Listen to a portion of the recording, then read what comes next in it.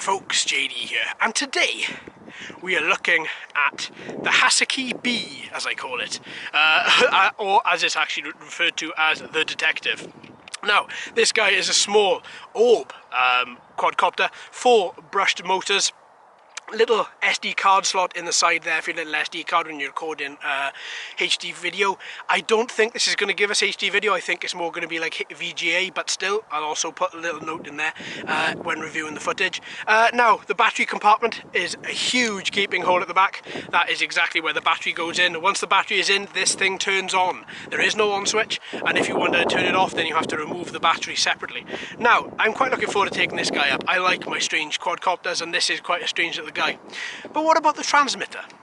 Well, the transmitter is the same colour as the quadcopter. I like that. You've got an FPV boom here which flips out. You've got a load of different buttons on it for a load of different features. Altitude hold, headless mode, emergency stop, speed modes 1 through 3, 3D flips. There's loads of different features on this guy. We're going to be testing them out. So with that, let's get to the mat. Alright, so what we're going to do, let's just move that to one side. Let's plug this guy in. So we get 6 minutes out of this guy flying.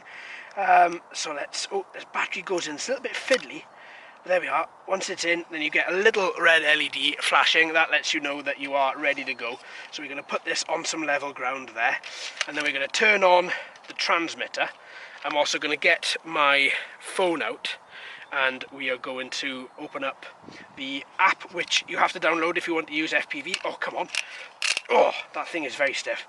And the app that you have to install is called Hasakee. Okay, so then just to run through exactly what we've done, we've popped the battery in here, we've turned on the transmitter, we've bound using the single 1 up and 1 down motion. Once you've done that, then the LED on the front is then solid red.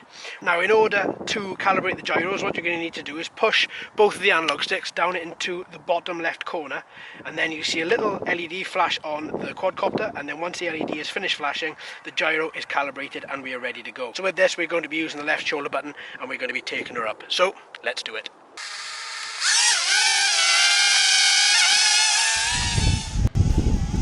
Okay, she's up, and she is, well, okay.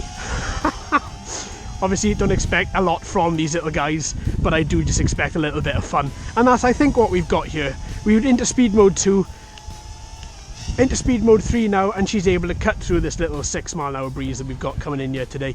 She's all right. She's losing altitude. Quite a lot though. She's not keeping her altitude at a particular level. I find some of these controls relaying back from the transmitter, I'm finding them a little bit strange because it takes a long push and hold to increase her altitude, whereas it shouldn't normally. It should just, as you want to increase the altitude, you push the analog stick up and the altitude should increase.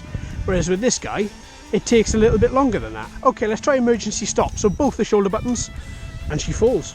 Well, there we go. That's the first emergency stop. That worked quite well. Okay, let's take her back up. So I've recalibrated that gyro. I've taken her back up. And so far, she's okay. She's not brilliant, but she's okay. I mean, she's still pulling a bit to the right. So I've added a little bit of trim. First copter I've had to do that to it in quite a while. I mean, on altitude hold, let me show you. When she's on altitude hold, okay, I'm going to alter the direction of her, but there.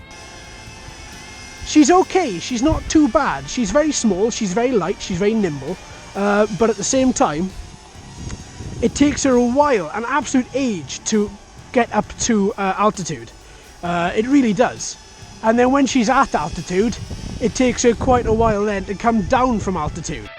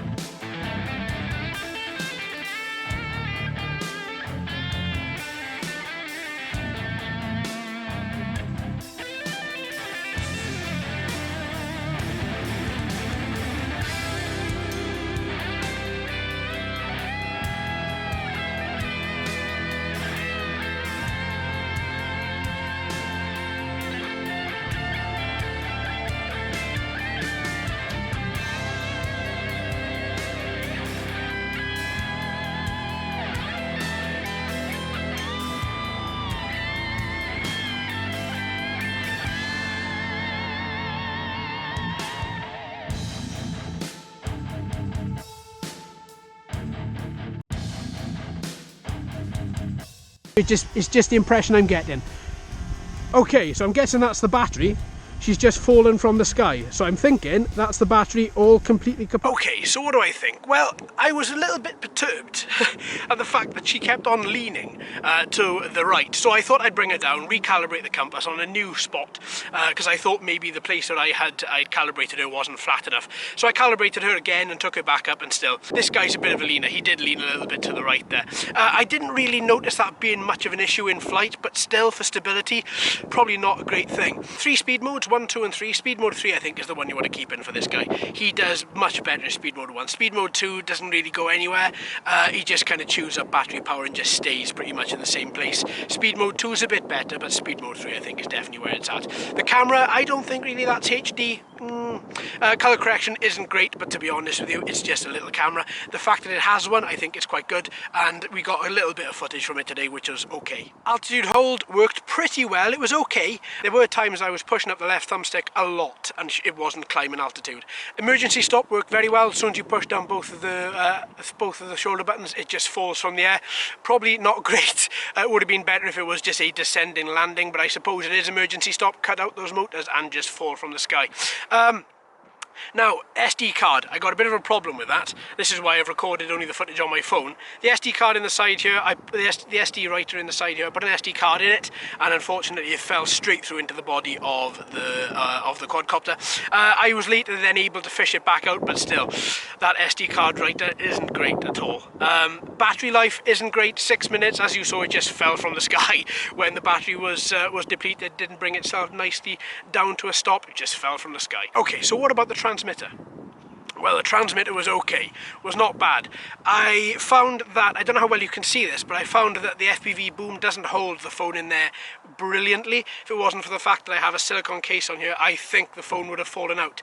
The controller works pretty well, feels nice in hand. It is of sturdy plastic and of good design. Your fingers can hit all the buttons whenever it needs to. Now, what I did find was because this battery life was extremely short, I didn't have a chance to go through all the features, including 3D flips. So overall, he's a bit of a cheap and cheerful indoor quadcopter, but it's not for me. There we are, folks. Thanks ever so much for watching and listening. I've been JD. You've been fantastic as always. If you haven't already, please like and subscribe. Hello and welcome to all the new subscribers. I hope you're enjoying the channel. So until next time, my friends, happy flying.